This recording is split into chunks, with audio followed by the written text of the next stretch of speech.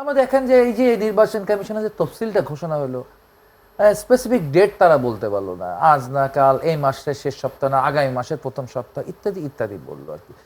কেন বিলম্ব করলো আমি কোনো কারণ টারণ আমি খুঁজে পাইনি। আমি একটা কারণ খুঁজে ফেলছিলাম, সেটা হচ্ছে ওইখানে যে দুইজন উপদেষ্টা আছে, যে দুই উপদেষ্টা হচ্ছে আগামীতে নির্বাচন করবে, তারা ঠিক কবে পদত্যাগ করবে, কখন সবকিছু গুছিয়ে মাঠে নামবে, ততক্ষণ পর্যন্ত হচ্ছে তফসিল ঘোষণা হয়নি আর কি। তারপর ওনারাও রেডি, তফসিলও রেডি। এটা আমার ব্যর্থতা, আমার দুর্ভাগ্য, আমার জ্ঞানের ঘাটতি যে আমি ইতিহাসের সর্বশ্রেষ্ঠ নির্বাচন হবে এমন কোনো সাইন সিমটম, কোনো ক্লিনিক্যাল ফিচার আমি এখানে দেখি না। নির্বাচন কমিশনার আবুল ফজল মোহাম্মদ সানাউল্লাহ বলেছেন যে নির্বাচন কমিশন স্বচ্ছতার সাথে তাদের দায়িত্ব পালন করছে। আগামী নির্বাচন অবাধ, সুষ্ঠু, নিরপেক্ষ করতে আইন শৃঙ্খলা বাহিনী প্রস্তুত রয়েছে। মাঠের বাস্তবতা কি দেখছেন নির্বাচন কমিশনের এই কথার সাথে? আসলে এখন এই যে যেটা বললেন সানাউল্লাহ সাহেব আর কি, স্বচ্ছতা, হ্যাঁ স্বচ্ছতার ভিত্তিতে করছেন। এটা তো হচ্ছে ধীরে ধীরে বোঝা যাবে, এখনো বোঝা যাচ্ছে না কতটা স্বচ্ছতা দিয়ে করছেন। তবে আমার মনে হচ্ছে দক্ষতার ঘাটতি তাদের ব্যাপক পরিমাণ রয়ে গেছে আর কি। বিশেষ করে আমাদের বাংলাদেশের কমিউনিস্ট পার্টির প্রার্থীদের যে মনোনয়নপত্র গ্রহণ বা বাতিল করার প্রশ্নে তারা চমৎকার একটা অদক্ষতা দেখে ফেলেছে। একই বিষয় একই ব্যক্তির স্বাক্ষরে কাউকে বলছে যে উনি তো সভাপতি না, ওনার স্বাক্ষরে হবে না। কারণ কি?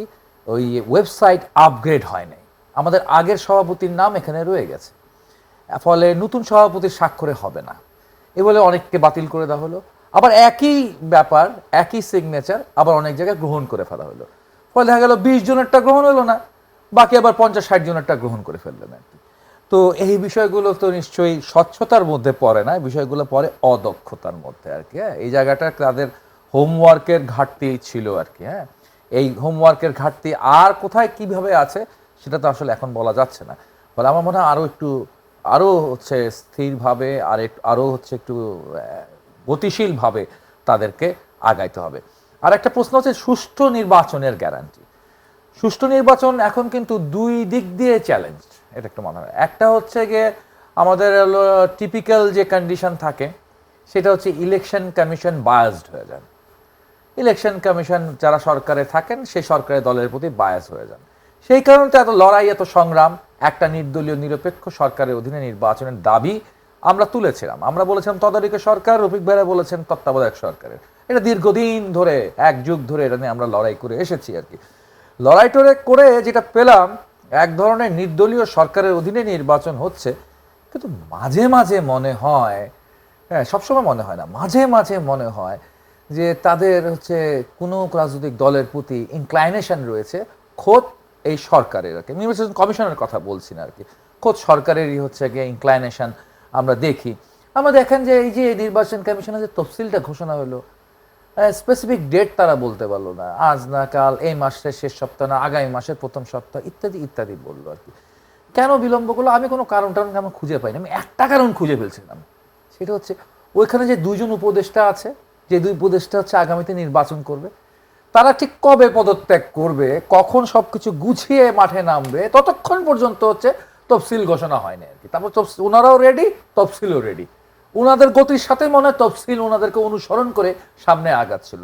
আমি এনসিপির কথা বলছি, আপনারা নিশ্চয়ই এতক্ষণে বুঝে ফেলেছেন আর কি। তো এই জায়গাটা হলো গিয়ে এক ধরনের ব্যাপার যে তারা নির্দলীয় বটে, হ্যাঁ, তবে নিরপেক্ষতা নিয়ে তাদের হচ্ছে গিয়ে কখনো কখনো জনগণের মাঝখানে প্রশ্ন ছিল, প্রশ্ন এখনো আছে। শেষ পর্যন্ত এই জায়গাটা কতটুকু থাকবে এখন তো হচ্ছে আগে ভাগেই আজকে ঠাকুর ঘরে খেয়ে আমি কলা খাইনার মতো হচ্ছে দেখতেছি জামাতে অনেক রকম অভিযোগ তুলতেছেন এই ব্যাপারে আর কি।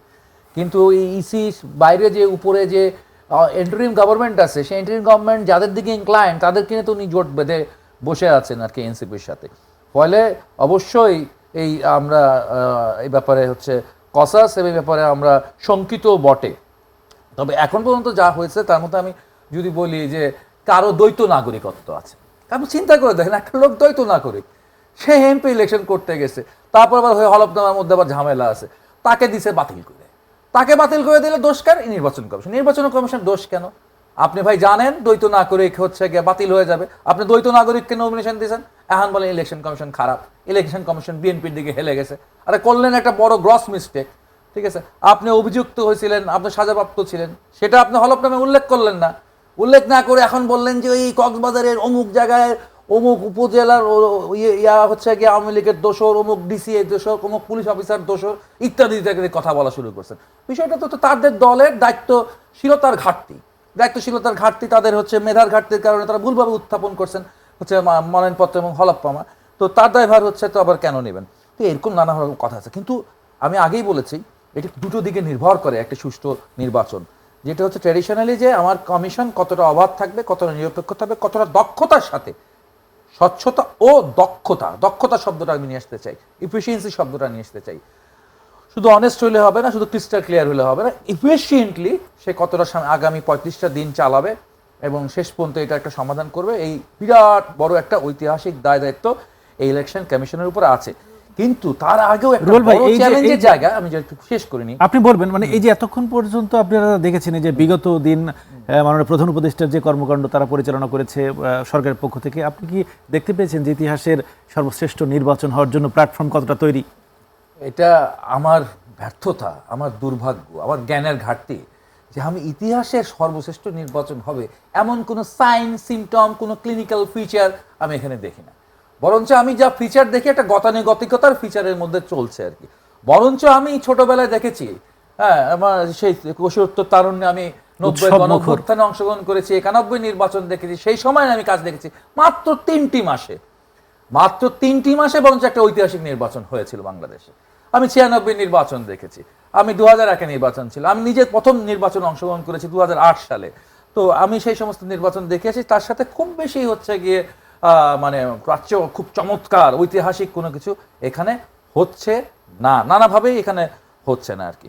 তো এখানে আরেকটা ব্যাপার যেটা সবচেয়ে ভয়ঙ্কর ব্যাপার আছে, সেটা হচ্ছে নিরাপত্তার যে জায়গাটা, নিরাপত্তার ব্যাপারে কয়দিন আগে, গতকাল বা পরশু তো হচ্ছে গিয়ে বিএনপি বা যুব দলের হচ্ছে গিয়ে ইয়াকে ঠিক একই স্টাইলে যে হাদিকে যেভাবে গুলি করা হয়েছে তাকে সেভাবে তাকে গুলি করে হত্যা করা হয়েছে কয়দিন আগে ঢাকার বাইরে।